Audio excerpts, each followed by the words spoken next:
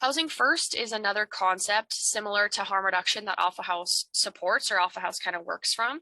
So the idea of housing first is that somebody who is, on the street or who has been on the street for a long period of time is not going to be able to address things like their health, either physical health or mental health, or their addiction, or, getting a job or family reconnection until they have stable housing.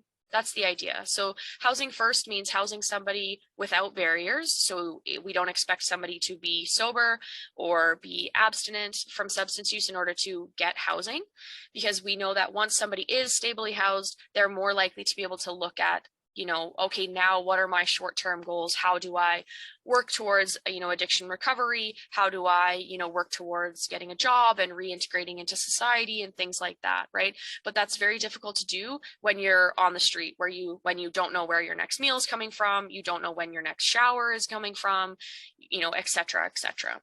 So housing first is a significant concept in terms of ending homelessness and supporting folks to get off the street. Homelessness has a continuum associated with it. So when we talk about homelessness, there's a couple different categories that we talk about.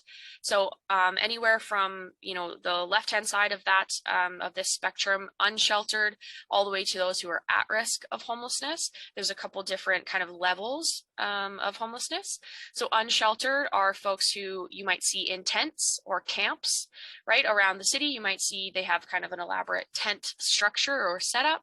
Those are folks who don't access shelters. So those are individuals who aren't accessing shelters for, medication or for clinical support or for food or etc. They're just living really on the outskirts, right, where they don't have a lot of access to supports.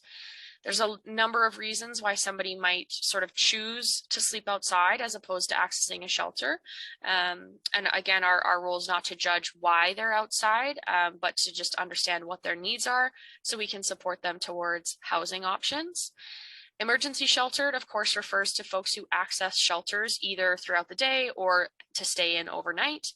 And one thing that we kind of like to try to mention about shelters is that shelters have sort of become this idea of, well, we need bigger shelters, or we need better shelters, or we need, cleaner shelters, or all of these things in order to support people who are on the street.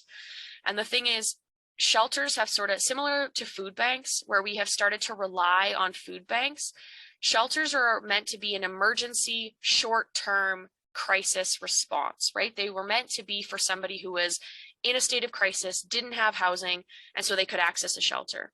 And instead, what shelters have sort of become is this, silver bullet for homelessness, right? Well, as long as there's a shelter for them to go to, then, that's enough.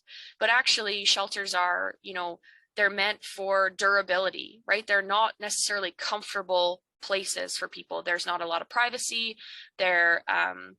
There's a lot of people who are coming in and out, and there's not a lot of comforts associated with a shelter. It's a safe place. It's a warm place. It's a place for somebody to sleep and access services. Absolutely. But it's not a house. It's not a home, right? And when we're talking about ending homelessness, one of the solutions is not more shelters or bigger shelters. The solution is housing. Provisionally accommodated is another kind of on the spectrum. So that's somebody who has housing at the moment. So either they're, maybe they're staying in a hospital, maybe they're in, in jail, right? Where they, again, have some kind of stability in terms of a roof over their head, but they don't have a plan for when they exit the hospital or when they're discharged, from prison or remand. And so they're going to end up on the street, right? So even though they have temporary accommodation, they're going to end up back on the street. And then at risk of homelessness includes a couple different groups. So we see youth being kind of at risk of homelessness when they have unstable family environments, right? Maybe they don't get along with their parents, or there's abuse in the home, things like that. And we also see this in folks who spend over 50% of their income on their housing, right? Where if there was to be an increase in rent, say, or they were to, lose part of their income, they would be at risk to being on the street.